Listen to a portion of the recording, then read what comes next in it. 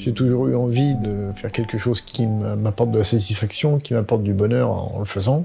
Quand j'étais au collège, ma prof de français, Madame Verpoix, elle m'avait inscrit pour ce concours pour rentrer à la Martinière-Terreau.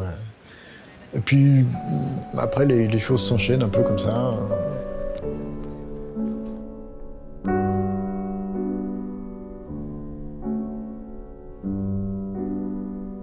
J'ai fait un tableau avec mes deux enfants au bord de l'eau.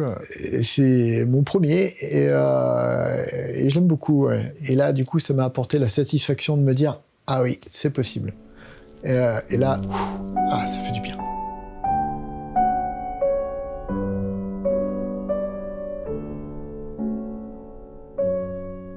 Je pense que ce qui m'arrête quand je vois quelque chose qui me donne une inspiration, qui me donne envie de peindre, il y a souvent de l'architecture, il y a souvent des contrastes en matière de luminosité, c'est-à-dire des zones très claires, des zones très sombres, des contrastes aussi entre quelque chose d'ancien et quelque chose d'aujourd'hui, quoi.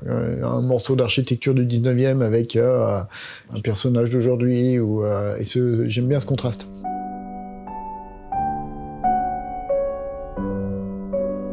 Le travail de Florent, je dirais qu'il est pointilleux, avec beaucoup de précision. Là, c'est ça, je pense que je parlerai de précision, avec aussi une curiosité toujours pour les petits détails, le sens du détail.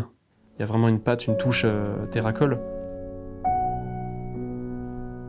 Quand j'étais enfant, j'adorais les images qui fourmillaient de petits détails. Je me rappelle de vignettes de Gaston Lagaffe aussi, avec des tout petits schtroumpfs microscopiques. Je pense que personne ne les a jamais vus. Enfin, personne.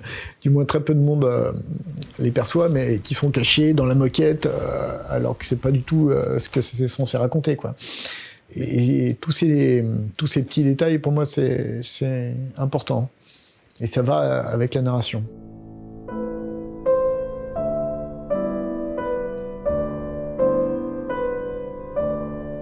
Ma pratique, elle est assez différente de celle de Florent quand même, mais il m'a transmis cette peinture à l'huile, le fait de jouer avec les pigments, de jouer avec l'huile, avec cette onctuosité de matière.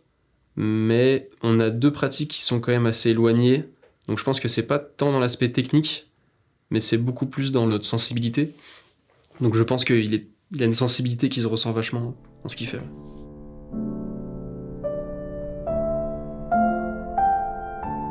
J'ai plus d'arguments pour aimer la peinture, et il y a plus de choses qui me touchent que quelqu'un qui ne sait pas peindre. Et c'est compliqué parce que j'avais essayé de trouver un peu des façons de faire un peu plus lâchées, un peu plus rapides, mais en fait ça me correspond pas.